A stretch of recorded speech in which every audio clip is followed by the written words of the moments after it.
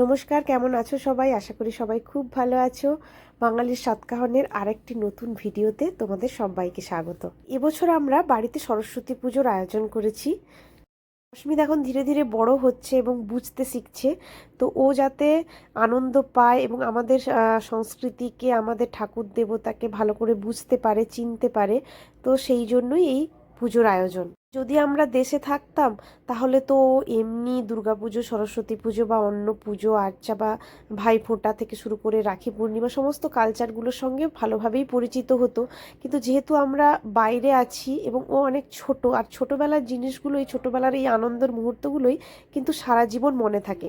হয়তো 1.5 বছর বয়সেরটা মনে থাকবে না, কিন্তু 3-4 বছর বয়সের পর থেকেই কিন্তু ওগুলো স্মৃতিতে আস্তে আস্তে করে সঞ্চিত হতে থাকে। না, আমরা যেরকম আমরা এখনও যখন এইসব দিনগুলোর কথা আসে, সরস্বতী পুজো, দুর্গা পুজো বলতে পারো, তো সব সময় ছোটোবেলার স্মৃতিচারণই করি যে আমরা স্কুলে কেমন করতাম, নার্সারিতে কেমন করতাম, হাই স্কুলে কেমন করতাম, কলেজের দিনগুলো কেমন ছিল, তারপর পাড়ার পুজো কেমন ছিল, তো এই সবগুলোই মনে করতাম। তো আমরাও চাই যে আমাদের ছেলে, আমাদের সন্তানও যেন একটা সুন্দর শৈশব গড়ে তুলুক, তার শৈশবেও যেন সুন্দর সুন্দর স্মৃতি থাকে, বিভিন্ন উৎসব অনুষ্ঠানে সে যেন আনন্দ করতে পারে বন্ধু বান্ধবদের সঙ্গে, তো এবং বাড়িতে মা বাবার সঙ্গেও। তাই আমরা আজকে সরস্বতী পুজোর আয়োজন করেছি।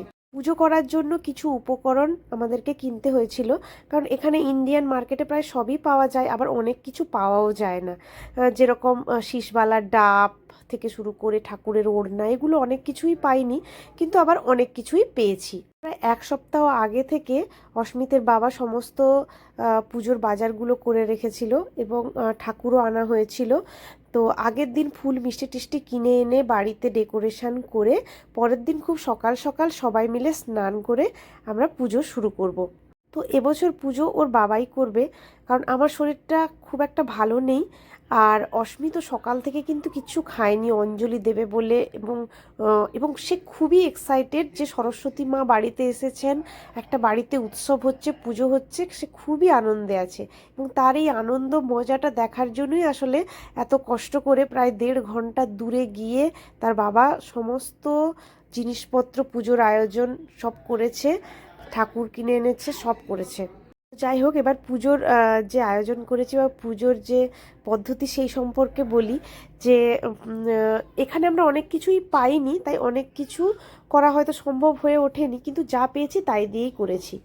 তো শুরুতে আমরা মা সরস্বতীর মূর্তি স্থাপন করেছি, তারপর ওখানে গঙ্গা জল হাতে নিয়ে আচমন করে নমবিষ্ণু নমবিষ্ণু নমবিষ্ণু বলে, যেটা আচমনের পদ্ধতি, সেই পদ্ধতিতে আচমন করে তারপরে ধূপ এবং প্রদীপ জ্বালিয়ে মা সরস্বতী কে একটু স্নানাভিষেক করে তারপর নিজের আত্মশুদ্ধি যেটা বলে, ওই আত্মশুদ্ধির মন্ত্র পাঠ করার পর তারপর ঘট স্থাপন করা হয়েছে।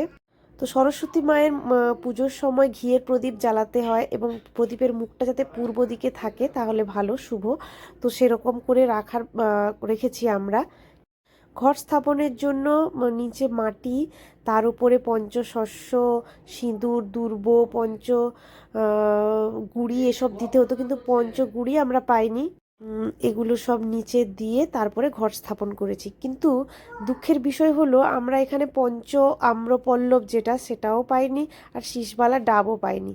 তাই ভেতরে আমরা গঙ্গা জল দিয়ে তাতে একটা হলুদ, গোটা হলুদ, একটা গোটা সুপুরি আর 1 টাকার কয়েন দিয়ে উপরে কলা দিয়ে আমরা এই ঘট বসিয়ে রেখেছি, মাকে আসলে স্মরণ করে, কারণ অনেক কিছুই আমরা এখানে পাইনি, তাই করতে পারিনি। তারপর এখানে ভোগের জন্য, নৈবেদ্যের জন্য চিড়ে, ছোলা এগুলো ভেজানো হয়েছে, আর ফল 5 রকমের মিষ্টি, নকুলদানা এগুলো এনে আমরা পুজো করেছি। পুজোর করার জন্য মন্ত্রগুলো আমি আগে থেকেই গুগলে সার্চ করে দেখে সবগুলো খাতায় লিখে রেখেছিলাম, তো সেখান থেকেই পাঠ করে করে মন্ত্র পড়া হয়েছে। আর কতগুলো মন্ত্র আমি মোবাইল থেকে বার করে বলেছিলাম প্রিন্ট করে আনতে, কিন্তু প্রিন্ট করার সুযোগ হয়নি বলে ওগুলো মোবাইলেই রয়ে গেছে।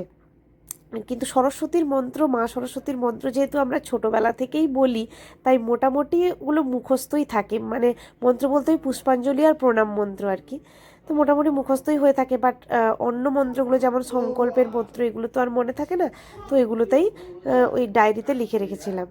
অস্মিত কিন্তু পুরো অনুষ্ঠানটায় খুব খুব আনন্দ পেয়েছে।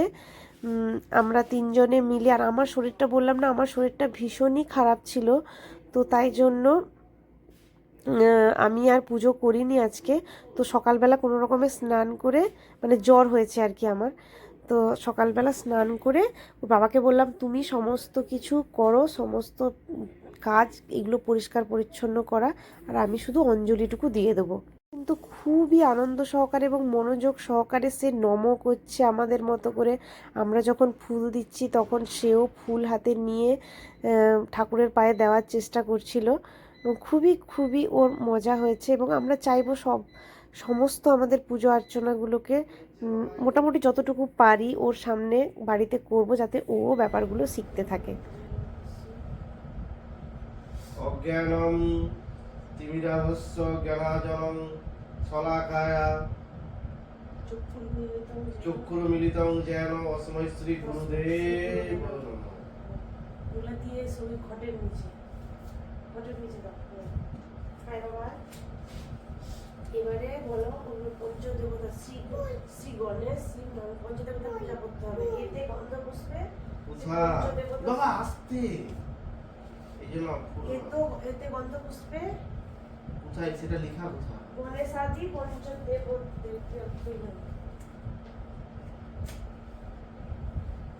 একটু তাকে দিয়ে দাও না বেশি করে। চলে আমার কাছে বস। এই যে এতে গন্ধ পুষ্পে ওম গণেশাদি পঞ্চদেবতা ভৈ। এই তো চলে এসো। হ্যাঁ বাবা, বাবা কাছে যায় না, আগুন। এই তো বাবাকে ধরে আরতি করো। হ্যাঁ, ছেলেটা সকাল থেকে কিচ্ছু খায়নি গো।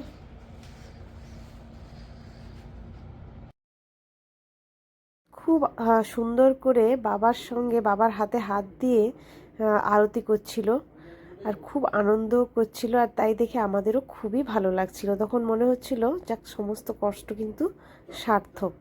ও কিন্তু সকাল থেকে না খেয়ে ও কিন্তু অঞ্জলিটা দিল। তো আমরা পুজো অর্চনার আজকে আসলে ফ্রাইডে ছিল, তাই আমাদের বন্ধু বান্ধবরা কেউ আসতে পারেনি, কারণ যদি স্যাটারডে সানডে হতো, ক্ষমা প্রার্থনা করো, তাহলে সবাই আসতো এবং খুব মজা হতো একসঙ্গে পুজো অঞ্জলি দেওয়া। আজকে যেহেতু এমন সময় কেউ আসতে পারেনি, তাই সন্ধেবেলা আমরা ভাবছি একটু খিচুড়ি আর এই পুজোর প্রসাদ আর বাঁধাকপির চচ্চড়ি, বেগুনি এগুলো করে সবাই মিলে একটু গল্প করাও হবে, আর সরস্বতী পুজোর স্পেশাল জিনিস খিচুড়ি সেটাও খাওয়া হবে। বিকেলে এই যে আমি খিচুড়ি বসিয়ে দিয়েছি। তো খিচুড়ি এখানে যেহেতু আমাদের বড় সেরকম কড়াই নেই, তাই দুটোয় করে করতে হয়েছে। আর সন্ধেবেলা একটু সন্ধ্যারতি দেওয়ার পর এই যে চিড়ের প্রসাদ ছিল, আমাদের চিড়ের প্রসাদ যেটা নৈবেদ্য ঠাকুরকে দিয়েছিলাম সেটা। আর আমাদের এই যে সোনামা লিয়া এসে গেছে, তো শিল্পীরাও এসেছে, স্বর্ণালী জোজো এসেছে, তো সবাই মিলে আমাদের খাওয়া দাওয়া হলো। আর তারপর এই যে ভোগের খিচুড়ি খেয়ে আমরা আজকে সরস্বতী পুজোর অনুষ্ঠান শেষ করলাম। তোমাদের ব্লগটা কেমন লাগলো অবশ্যই জানিও। Bye bye.